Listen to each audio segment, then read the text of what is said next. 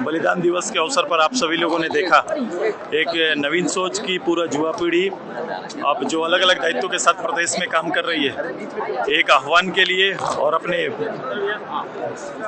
इस राज्य के उदय के वीरों को याद करने के लिए, उनको तर्कों को ताज़ा करने के लिए आज सभी लोग यहाँ पर आए थे।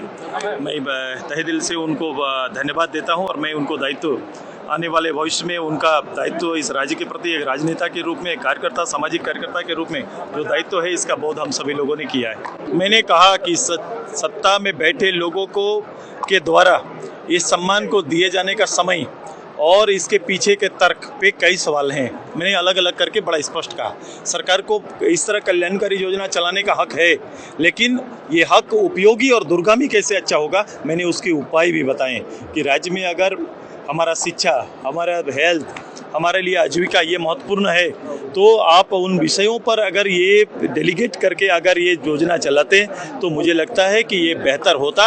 और बच्चों को अगर पढ़ाई के लिए खर्च मिले, एक बीमारों को अगर स्वास्थ्य के लिए मिले और आजीविका का पालन करने के लिए मिले, तो मुझे लगता है कि उन सभी जो बेसिक पैरामीटर हैं उसको महत्व मिलता, बल मिलता और राज्य में एक हालात, इन तीनों विषय के हालात में परिवर्तन आते हैं। मैं चुनाव से पहले देने पर यह भी तर्क कहा कि आज 6.5 लाख लोग गलत कैसे हो गए। अगर कोई मापदंड नहीं था तो सरकार ने बांटा कैसे? अगर बांटा भी तो उसके लिए जिम्मेदार कौन है?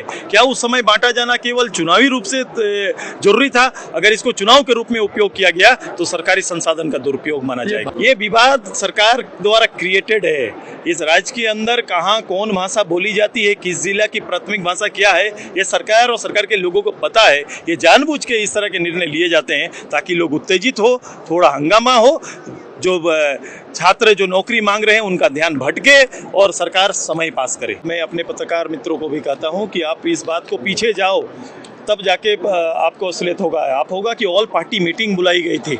शिबू सोरेन जब सीएम बने थे, जब सरकार को गिराया गया था इस शर्त पर कि नीति नहीं बनाया अर्जुन मुंडा जी की सरकार ने, तब 13 सूत्रीय एक मांग देकर सरकार को गिराया गया था। उनमें ये प्रमुख था, ऑल पार्टी मीटिंग हुई, लोगों से मांगा गया कि आप अपनी राय दीजिए। हमने अपना राय वहां पर प्रस्तुत किया है लिखित राय के रूप में, कि वो एकला हमारा पार्टी है जो नियोजन नीति पर, स्थानीय नीति पर लिखित आवेदन दिया हुआ है। N4 news Bharat.